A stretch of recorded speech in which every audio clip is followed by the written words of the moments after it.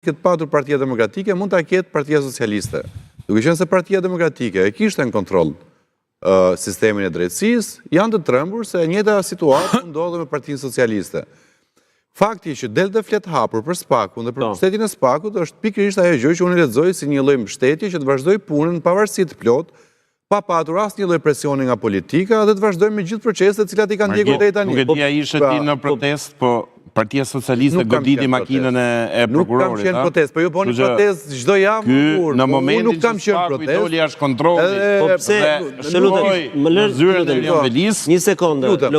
Pyetja ime është doli goditi makinën e SPAK-ut. Se duhet ta thotë Rama për ditë se SPAK-u është institucion i konsoliduar, bën punën e vet, ç'pun ka kryeministri ta thotë për ditë. Garantohet dhe publiku për është njësoj si Mersi kur bën fushat në Gjermani të thotë drejtësia në Gjermani është... Po të thoi se për reformë cilë ka iniciuar... Po që kemë po për pyetje, ti mos u shqetëso, prit, e ka me politikanë e ri, po.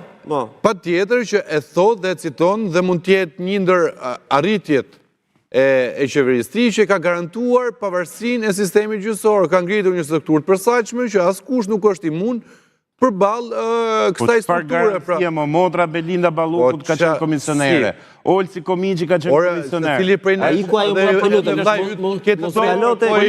Po SPAK-u është krijuar tani. Ti kthesh në Zanafill. Po e kanë kaluar vetingun ata. Po organet e vetingut ishte filtri parë. Po dakord, tani është bërë ajo.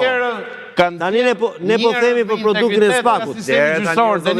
Po dakord më po. Të erdhi prokuroria si e kishte me vendim të Strasburgut, të hodhi poshtë vendimet. Dore ka qeveria tani ta rikthej. Po se ka dorë pra struktura që kanë marrë. Vetingu është një proces komplet i pavarur. Radhë parë me ato struktura dhe në radhë të dytë me vendimin e Strasburgut.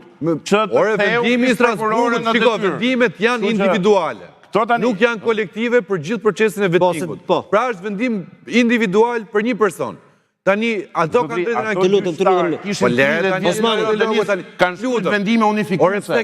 Vendime unifikuese kanë shkruajtur praktikë gjyqësore ato gjyqësore. Ato që i nxorën këto për një aneks, për një cep apartamente që nuk e justifikonin. Po përfundoj se duhet ta marrë opinionin e zonës Osmani për SPAK-un. Kemi të bëjmë me një praktikë të aplikuar më përpara nga një parti politike dhe ka frikën që njëjta parti politike mund të aplikojë tjetër praktikë, gjë e cila nuk po ndodh.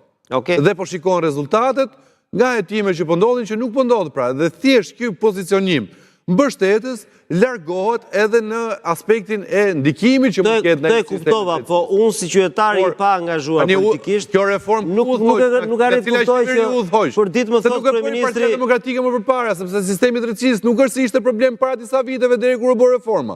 Sistemi i drejtësisë ka qenë më përpara problematik dhe ka qenë në mënyrë konstante problematik derisa u kthye në praktikë problematike.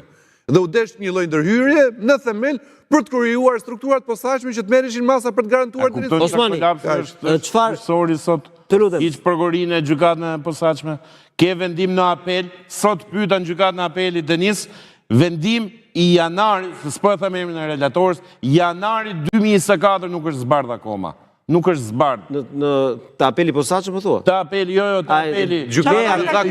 Aty është dramë vete pastaj, mos u fut aty. Është e vërtetë ajo. Ai që po vun dënimin, normalisht duhet nis procedura që të përfitojë këto trembëlloshë, që të përfitojë lirimin me kusht. Jo, shiko çka kolapsi. Ai nuk përfiton, nuk nis dot një kërkesë për se e zaru 2/3 e dënimit, që të nis një procedurë gjyqësore që dalë në kusht. Pra pjesën e mbetur ta vuaj në shtëpi. Ta pyes për këtë sistem gjyqësor. Osmani, cili është qëndrimi juaj ndaj SPAK? Të lutem, qëndrimi gjyqësor.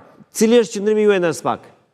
Qëndrimi ndaj institucionit? Ndaj SPAK-ut. Sepse SPAK-u është në qendër, Rama për të flet, Berisha për të flet, pra në një farë mënyrë dua dhe qëndrimin tuaj si forcere politike. SPAK-u është institucion të i cili të gjithë radarët e shqiptarëve janë drejtu dhe sytë e shqiptarëve janë drejtuar, sepse është i vetmi institucion i cili sipas opinionit shqiptar mund t'i shpëtoj nga klasa hajdute politike 32 vjeçare. Ky institucion është krijuar, është investuar, është formuar, është nxitur, është frymëzuar nga Washingtoni, i cili kanë patronazh Ballkanin dhe shqiptarët. për nevojat e veta gjeopolitike. Po.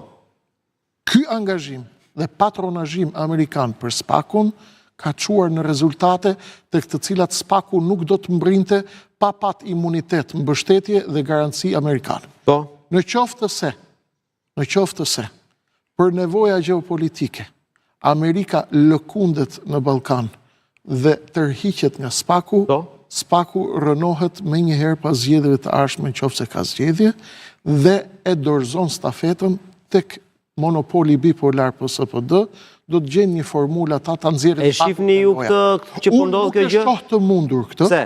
sepse shoh vullnet amerikan për mos më u tërheq nga Ballkani dhe për mos më u tërheq nga shqiptarët. Në qoftë se Amerika tërhiqet nga SPAK-u, do të thotë monopoli bipolar politik do të vazhdojë Shqipëri, do të thotë Shqipëria rrëshket në lindje, maron histori. Zoti Osmani, e përmendi Spahiu që ka një pauzë, pra nuk ka më qëndrimit të ambasadës amerikane, nuk ka mendim të USAID, nuk ka gjëra të kësaj natyre që ne ishim mësuar. Kjo pauzë është momentale apo mund të vazhdoj gjatë? Është gjykimi im, ky është lexim, sepse unë nuk përfaqësoj as amerikanët, as emër të atyre, ne bëjmë lexime dhe analiza.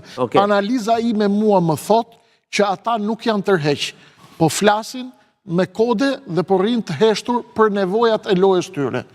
Këtu do të shihni se çfarë do të ndodh në muajt, në javët, në vijim, do të shihni tërmet të këtë dyja palët.